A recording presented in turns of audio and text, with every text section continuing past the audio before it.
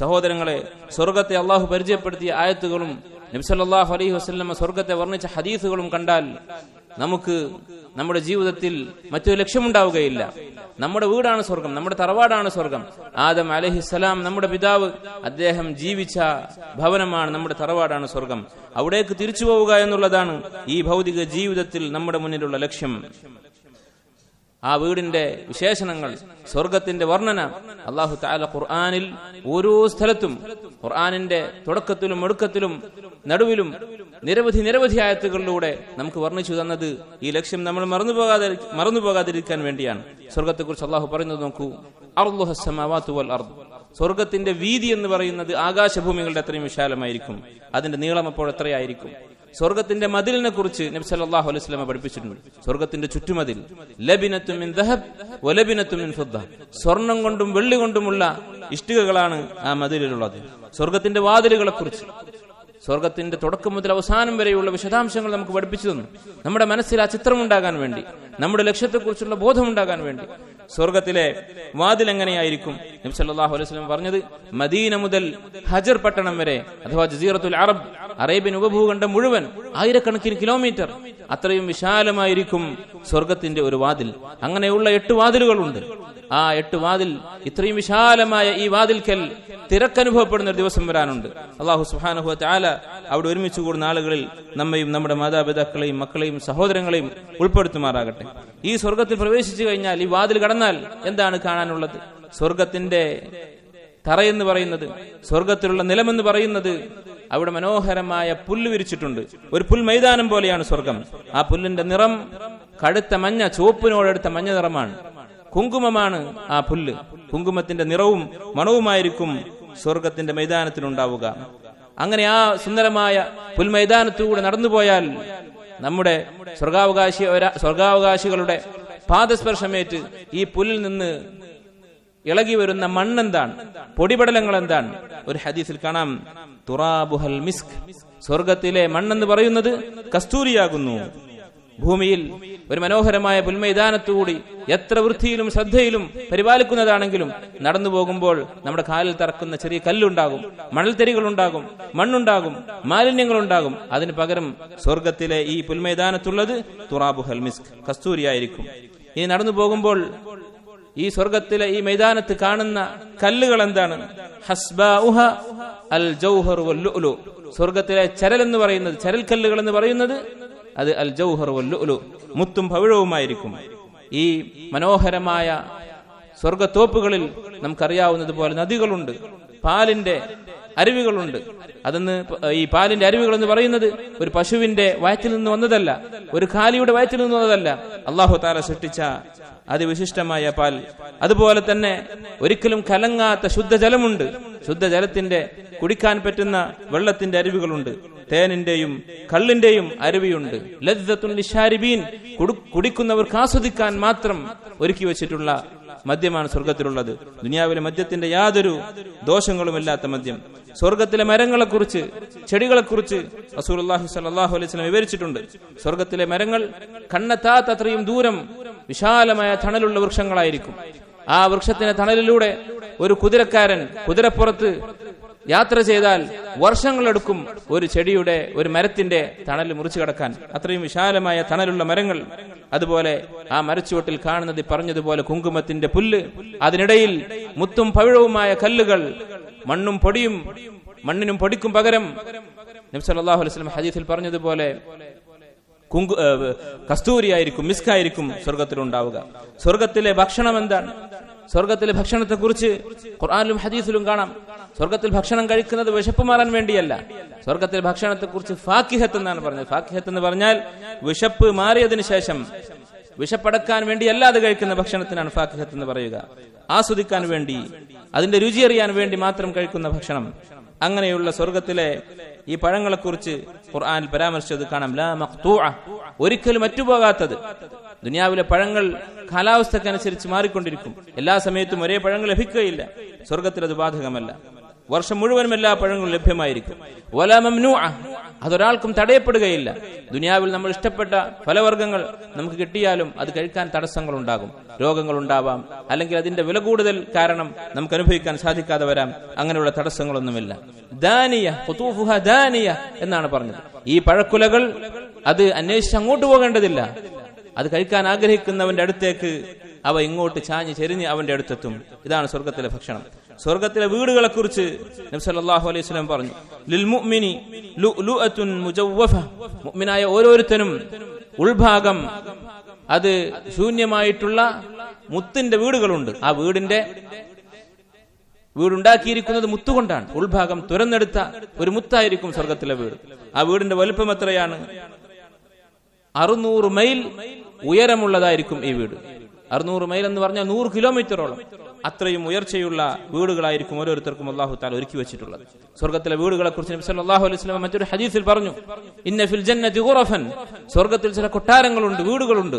യുറാ ളാഹിറുഹാ മിൻ ബാത്തിനിഹാ, അകത്തുനിന്ന് നോക്കിയാൽ പുറത്തേക്ക് കാണാൻ സാധിക്കും.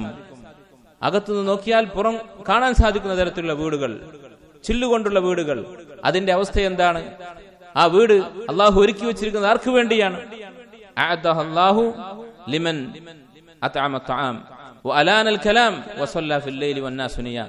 അള്ളാഹു ഈ വീടുകൾ, ഈ മനോഹരമായ കൊട്ടാരങ്ങൾ ഒരുക്കി വെച്ചിരിക്കുന്നത് സംസാരത്തിൽ താഴ്മ കാണിക്കുന്ന ആളുകൾ, സൗമ്യമായി സംസാരിക്കുന്നവർ, സാധുക്കൾക്ക് ഭക്ഷണം നൽകുന്നവർ, ജനങ്ങൾ ഉറങ്ങിക്കിടക്കുന്ന രാത്രിയിൽ തഹജ്ജുദ് നമസ്കരിക്കുന്നവർ, അത്തരക്കാർക്ക് അള്ളാഹു ഒരുക്കി വെച്ചിട്ടുള്ളതാണ്. ഇനി സ്വർഗാവകാശികളുടെ ഇൻഷാ അല്ലാഹ് അള്ളാഹുവിന്റെ ഫضലുണ്ടെങ്കിൽ നമ്മുടെ ഓരോരുത്തരുടെയും അവസ്ഥ എന്തായിരിക്കും സ്വർഗത്തിൽ പ്രവേശിക്കുമ്പോൾ? മുഅ്മിനായ ഓരോരുത്തർക്കും അവകാശപ്പെട്ടതാണ് സ്വർഗം. ഈ സ്വർഗത്തിൽ പ്രവേശിക്കുന്ന അതിലെ താമസക്കാരുടെ അവസ്ഥ എന്തായിരിക്കും? ആദം നബി അലൈഹിസ്സലാമിന്റെ രൂപത്തിലായിരിക്കും മനുഷ്യൻ സ്വർഗത്തിൽ പ്രവേശിക്കുക എന്ന് നബി സല്ലല്ലാഹു അലൈഹി വസല്ലം പറഞ്ഞത് കാണാം. ആദം നബി അലൈഹിസ്സലാമിന്റെ സൗന്ദര്യം.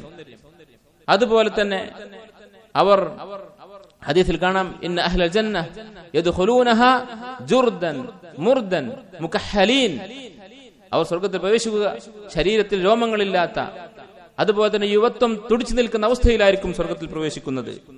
സ്വർഗാവകാശികളുടെ മനസ്സെങ്ങനെയായിരിക്കും? ലാഹിറായ അവരുടെ അവസ്ഥ അങ്ങേയറ്റത്തെ സൗന്ദര്യമായിരിക്കും.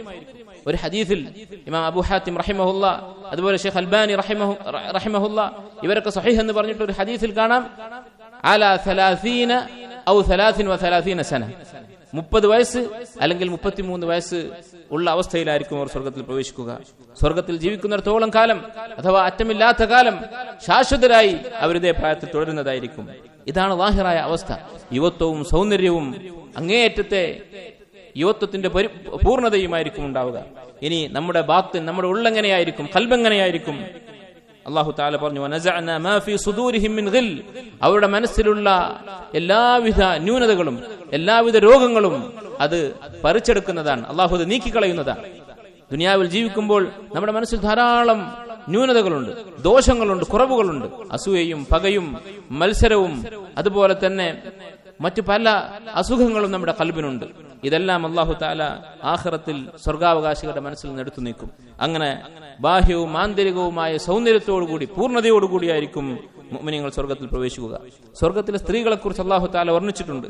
സ്വർഗത്തിലെ സ്ത്രീകളെക്കുറിച്ച്, അവരുടെ ഭംഗിയെക്കുറിച്ച് അല്ലാഹു തആല പറയുന്നു, കഅന്നഹുന്നൽ യാഖൂത്ത് വൽ മർജാൻ, മുത്തും പവിഴവും പോലെയായിരിക്കും അവർ. ദുനിയാവിൽ മനുഷ്യൻ ഏറ്റവും ഭംഗിയുള്ള, ഏറ്റവും മനോഹരമായ നിറമുള്ളതായി കാണുന്നതാണ് മുത്തും പവിഴവും. അതുപോലെയുള്ള സൗന്ദര്യം അവർക്കുണ്ടായിരിക്കും. ഈ ബാഹ്യമായ സൗന്ദര്യം മാത്രമല്ല, ഖൈറാത്തുൻ ഹിസാൻ എന്നാണ് അല്ലാഹു തആല പറഞ്ഞത്. ഖൈറാത്ത് എന്ന് പറഞ്ഞാൽ അങ്ങേയറ്റത്തെ സ്വഭാവ ഗുണങ്ങളുള്ളവർ, യാതൊരു വിധത്തിലുള്ള ദുസ്വഭാവമില്ലാത്തവരായിരിക്കും.